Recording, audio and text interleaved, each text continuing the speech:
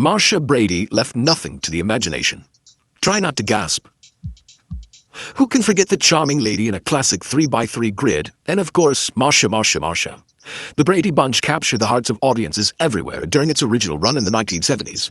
Yet, despite this adoration from fans, it didn't receive much critical acclaim or high ratings. It wasn't until syndication that audiences finally saw how extraordinary the show was. This led to the reunion shows and spin-off movies being produced nearly 50 years later. What an impressive feat for one cultural icon. But where did all these beloved characters go after their time on the Brady Bunch ended? Mike Brady, Robert Reed. Robert Reed, best known for his role as the classic family man Mike Brady, was a student of acting at Northwestern University and the Royal Academy of Dramatic Arts in London before he returned to America to join the Summer Shakespeare Wrights off-Broadway theater troupe.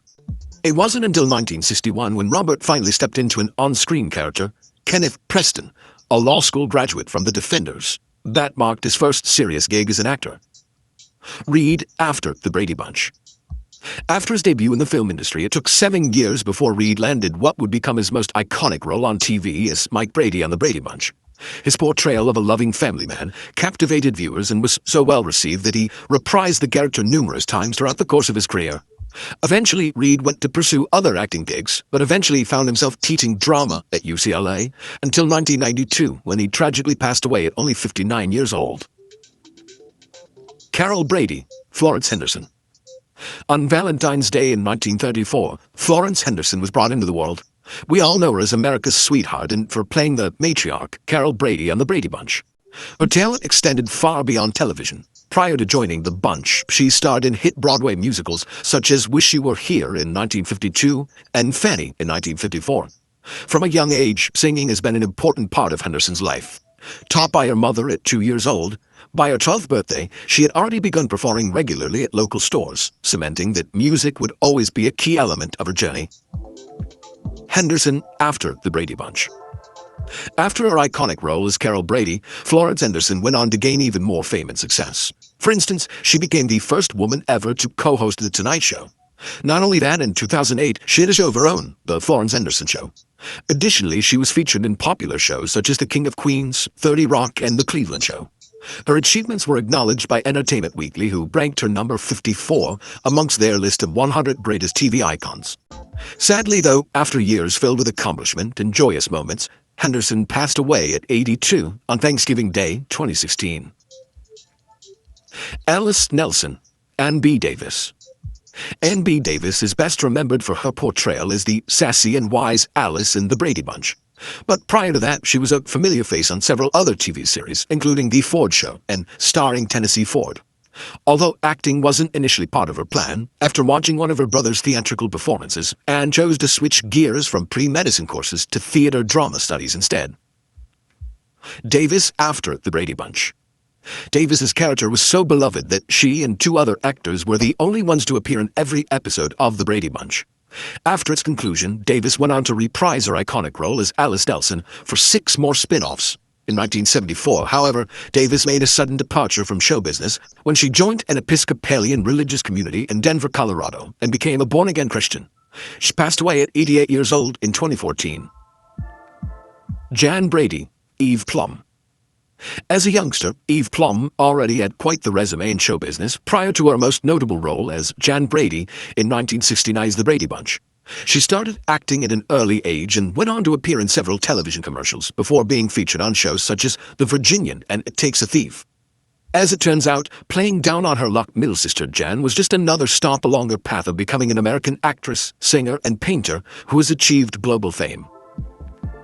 Plum after the Brady Bunch. Plum's unwillingness to sign a 5-year contract for the role of Jan in reunion attempts had allowed her to explore more exciting roles, like that of Dawn, Portrait of a Teenage Runaway.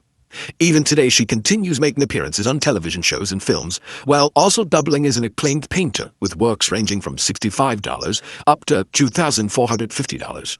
Her studio is located in Laguna Beach, where Plum crafts beautiful paintings using oils, watercolors, and acrylics. Bobby Brady, Mike Lookinland. On December 19th, 1960, in Mount Pleasant, Utah, Mike Lukenland burst onto the scene at just 9 years old when he was cast to play Bobby Brady on The Brady Bunch.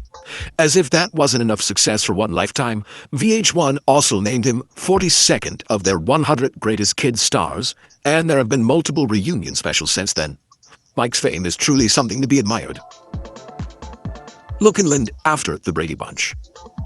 After the show concluded, Mike Lukenland reprised his role as Bobby Brady in 6 spin-off series. His career took a turn when he became a production assistant on various projects. This was inspired by Robert Reed's gesture of gifting Super 8 cameras to all cast members. Currently residing and operating a business making decorative concrete in Salt Lake City, Mike credits Reed for igniting his passion for photography through this gift many years ago. Greg Brady, Barry Williams. Even as a child, Barry Williams was determined to make it in show business. Without hesitation, he changed his last name from Blencorn to Williams at just 11 years of age and sought advice from the well-known actor Pierre Graves on how to best achieve his dream. After receiving an acting coach and enrolling in scene study courses, young Barry landed his first role in 1965.